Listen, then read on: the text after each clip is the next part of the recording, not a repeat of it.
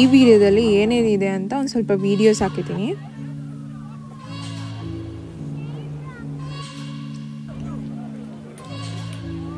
Chicago river ನೋಡ್ಕೊಂಬಂದಮೇಲೆ ಅಲ್ಲೇ ಪಕ್ಕದಲ್ಲೇ ಒಂದು ಆ್ಯಪಲ್ ಸ್ಟೋರ್ ಇದೆ. ಚಿಕಾಗೋದಲ್ಲೇ ಬಿಗ್ಗೆಸ್ಟ್ ಆ್ಯಪಲ್ ಸ್ಟೋರು, ಅದಕ್ಕೆ ಬಂದಿದ್ವಿ. ಈ ಆ್ಯಪಲ್ ಸ್ಟೋರ್ ಬಂದು ಚಿಕಾಗೋ ರಿವರ್ ಪಕ್ಕನೇ ಇದೆ. ನಿಮಗೆ ಕಾಣಿಸ್ತಾ ಇರ್ಬೋದು ರಿವರು. ಎಷ್ಟು ಜನ ಇದ್ದಾರೆ ನೋಡಿ ಅಲ್ಲೂ ಆ್ಯಪಲ್ ಸ್ಟೋರಲ್ಲಿ. ಅದೇನು ತೊಗೊಳ್ತಾ ಇರ್ತಾರೋ ನನಗಂತೂ ಗೊತ್ತಿಲ್ಲಪ್ಪ. ಅದಾದಮೇಲೆ ಸ್ವೀಟ್ ಕಾರ್ನ್ ಅಂದರೆ ನನಗಿಷ್ಟ ಅಂತ ತೊಗೊಂಡೆ. ಆದರೆ ಆ ಸ್ವೀಟ್ ಕಾರ್ನ್ಗೆ ಪಾರ್ಮೆಜಾನ್ ಚೀಸ್ ಅಂತೆ ಅದಂತೆ ಇದಂತೆ ಹಾಕಿದ್ರು. ಅದೊಂದು ಚೂರು ಚೆನ್ನಾಗಿರಲಿಲ್ಲ ಟೇಸ್ಟು. 1-2 ಸ್ಪೂನ್ ತಿಂದು ಬಿಸಾಕ್ಬಿಟ್ಟೆ. ಬೈ ದ ವೇ ಜಾತ್ರೆಗಳಲ್ಲೆಲ್ಲ ನೋಡಿರ್ಬೋದು ತಳ್ಳೆಗಾಡಿಯಲ್ಲಿ ಜೋಳ ಅಂತೆ ಅದು ಅಂತೆ ಮತ್ತು ಆಟ ಸಾಮಾನು ಅದೆಲ್ಲ ಮಾರ್ತಾ ಇರ್ತಾರಲ್ಲ, ಅದೇ ಥರ ಇಲ್ಲೂ ಮಾರ್ತಾಯಿದ್ರು. ಆಮೇಲೆ ಈ ತಳ್ಳೆಗಾಡಿನೆಲ್ಲ ಇಟ್ಕೊಂಡಿರೋರು ಅಮೇರಿಕಾದವರಲ್ಲ, ಮೆಕ್ಸಿಕನ್ಸ್ ಅವರು. ಮೆಕ್ಸಿಕೋ ಅಮೇರಿಕಾ ಪಕ್ಕ ಇರೋದ್ರಿಂದ ಮೆಕ್ಸಿಕೋದವ್ರನ್ನ ತುಂಬ ಜನ ನೋಡ್ಬೋದು ನೀವಿಲ್ಲಿ.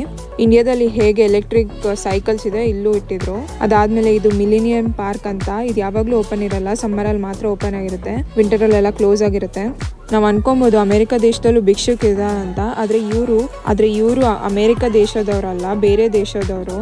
ಇಲ್ಲಿ ಯಾರೋ ಕಾಲೇಜ್ ಸ್ಟೂಡೆಂಟ್ಸ್ ಗ್ರೂಪ್ ನಿಂತ್ಕೊಂಡು ಏನೇನೋ ಮಾಡ್ತಾಯಿದ್ರು, ಅದಕ್ಕೆ ಒಂದು ಸ್ವಲ್ಪ ವೀಡಿಯೋ ತೊಗೊಂಡಷ್ಟೇ. ಎಲ್ಲೋ ಏನೋ ಆಗಿತ್ತೇನೋ, ಅದಕ್ಕೆ ಫೈರ್ ಡಿಪಾರ್ಟ್ಮೆಂಟ್ ಅವರು ಫೈರ್ ಸ್ಟೇಷನ್ ತೊಗೊಂಡು ಹೋಗ್ತಾಯಿದ್ರು.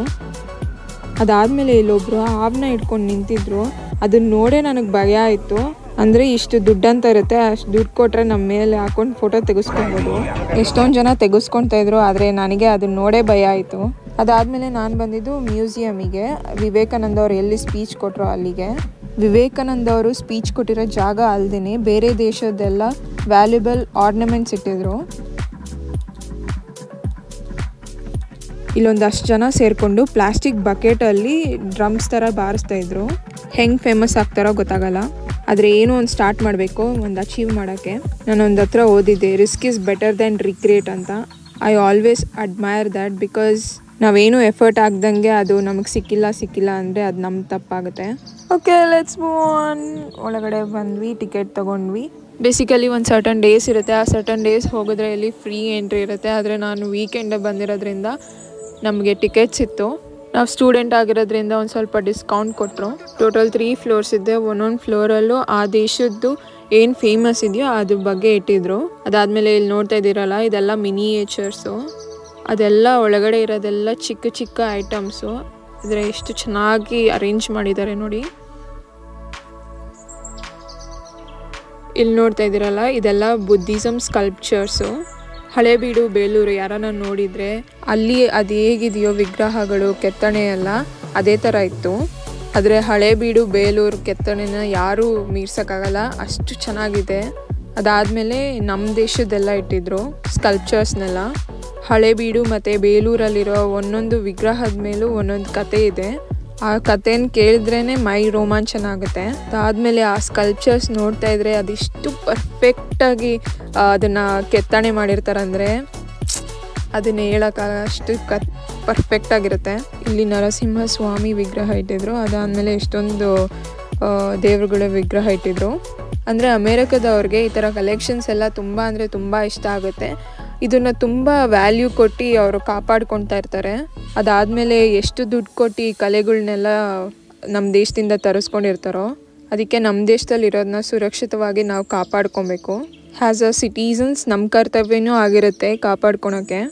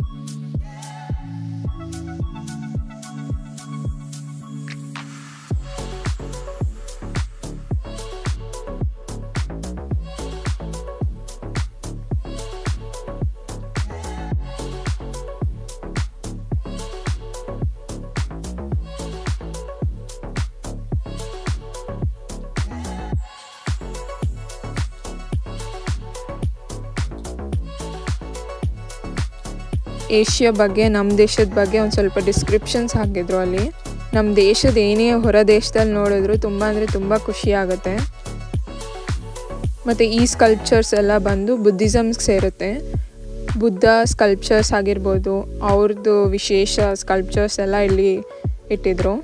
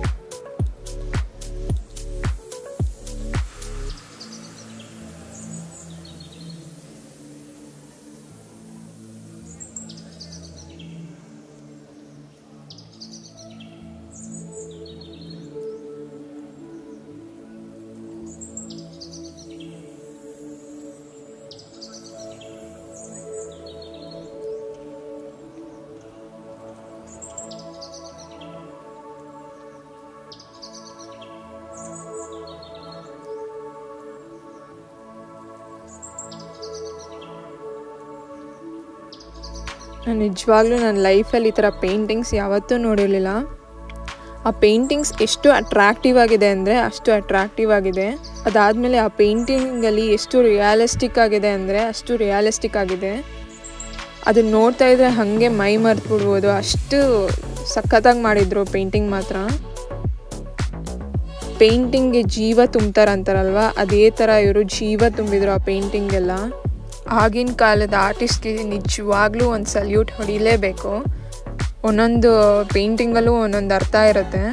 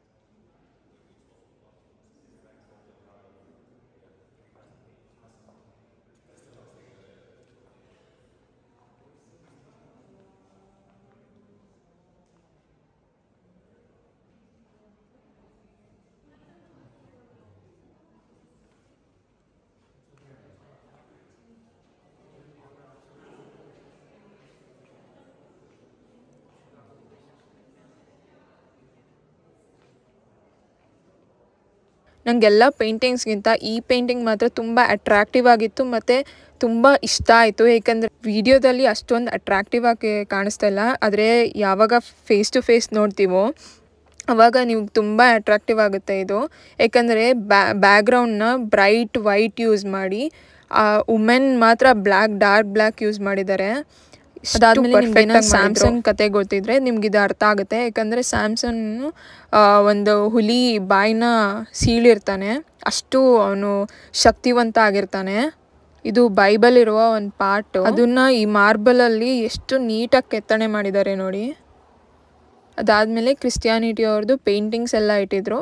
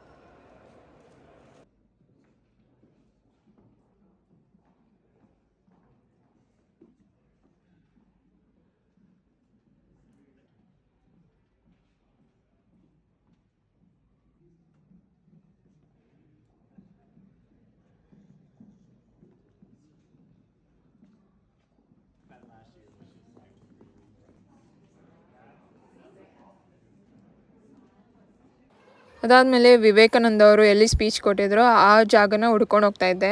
ಅದು ನಂಗೆ ಸಿಗ್ತಾನೆ ಇರಲಿಲ್ಲ, ಎಲ್ಲಿದೆ ಅಂತ ಎಲ್ಲರನ್ನೂ ಕೇಳಿ ಸಾಕಾಯಿತು. ಆಮೇಲೆ ಒಬ್ಬರು ಹೇಳಿದ್ರು ಇಲ್ಲಿ ಒಂದು ಜಾಗ ಇದೆ ಅಲ್ಲೋಗಿ ಅಂತ. ನಾನು ಲಾಸ್ಟ್ ವೀಡಿಯೋದಲ್ಲಿ ಹಾಕಿರೋದಂಗೆ ವಿವೇಕಾನಂದ ಅವರು ಇಲ್ಲೇ ಸ್ಪೀಚ್ ಕೊಟ್ಟಿದ್ದು. ಇನ್ನೂ ಚೆನ್ನಾಗಿ ಇವರು ಎಲ್ಲ ಕಾಪಾಡ್ಕೊಂಬಂದಿದ್ದಾರೆ, ಅದಕ್ಕೆ ಮೆಚ್ಚಬೇಕು. ಬೇರೆ ದೇಶದವರು ನಮ್ಮ ದೇಶದ್ದೆಲ್ಲ ಎಷ್ಟು ನೀಟಾಗಿ ಜಾಗೃತವಾಗಿ ರೆಸ್ಪಾನ್ಸಿಬಲ್ ಆಗಿ ಕಾಪಾಡ್ಕೊಂಬಂದಿದ್ದಾರಲ್ವ.